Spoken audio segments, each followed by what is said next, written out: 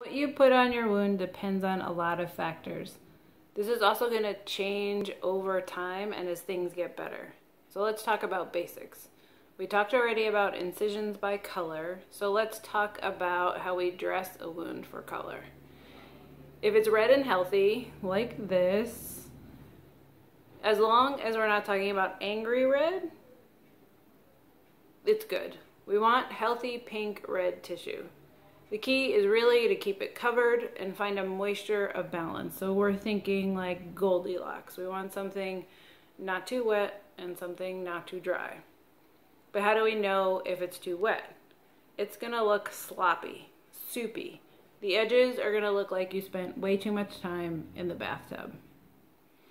Too dry, and it might feel hard and rough like a scab, or even like the tissue around it might start to feel hard.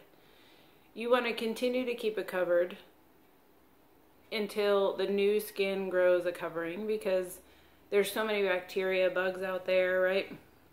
We're all worried about getting an infection, and we really don't want to give that bacteria any access to set up home in your body. So keeping something covered is great.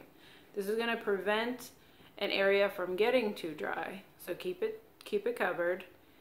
But if it's too wet, try using something that's a little bit more absorbent as a cover dressing and using less ointments. So making sure that you're not putting too much of an ointment on it will really help. And if it's still a little too wet, you can change it more often. So if you're only changing it once a day, you can change it too.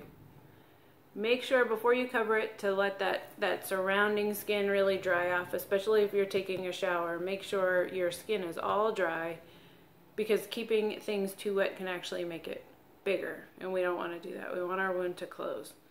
If you need to change a dressing a few times a day because it's becoming too saturated or it's leaking out, it's way too wet, and you need something more absorbent in there.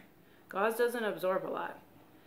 Also, if there's any depth to the wound, like you can, get your finger in there, you're gonna have to pack the wound with some kind of packing material, and there's so many out there. It really depends on what's happening in your wound bed.